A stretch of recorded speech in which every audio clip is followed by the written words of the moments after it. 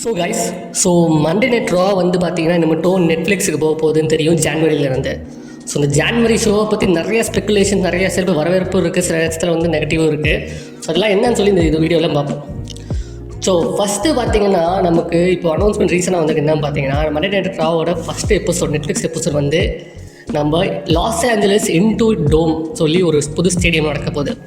So into டோம் வந்து என்னென்னு பார்த்தீங்கன்னா ஒரு கிட்டத்தட்ட ஒரு 18,000 பீப்புள் கெப்பாசிட்டி இருக்குது.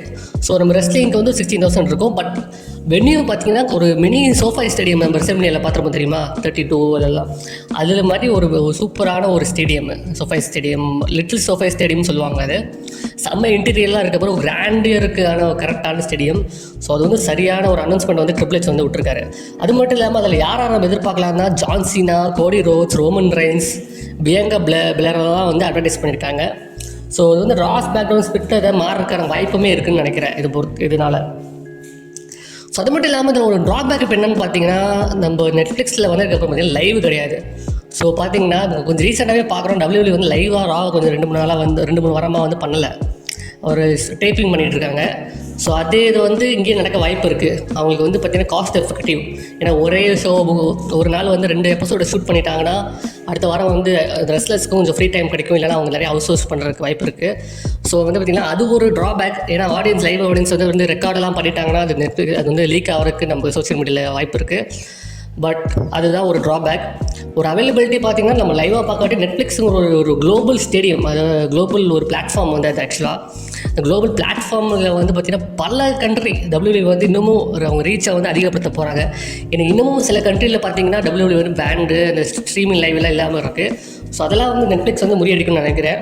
அதனால் லைப்ரரி ஃபுல்லாக வந்துடும், நம்ம பழைய ராலை எப்போ வேணாலும் பார்த்துக்கலாம், புது சப்ஸ்கிரிப்ஷன் எடுக்க தேவையில்லை. ஸோ அது பார்த்திங்கன்னா நமக்கு ஆஸ் இண்டியன்ஸாக வந்து அது ஒரு பெரிய அட்வான்டேஜ்.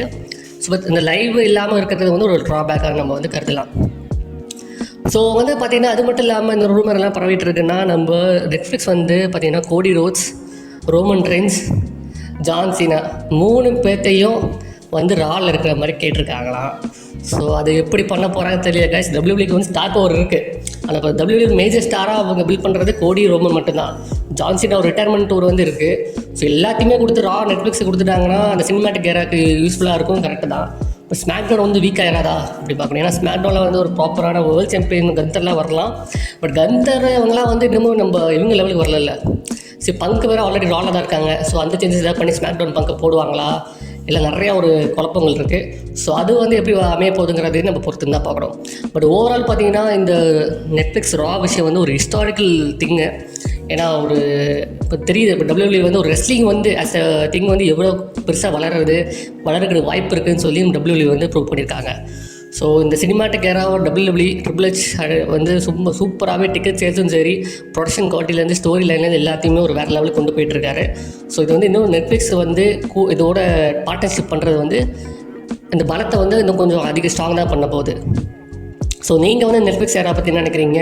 என்னென்ன சேஞ்சஸ் வரும் எதிர்பார்க்குறீங்க? 3 ஹவரா 4 ஹவராக மாறும் எதிர்பார்க்குறீங்களா?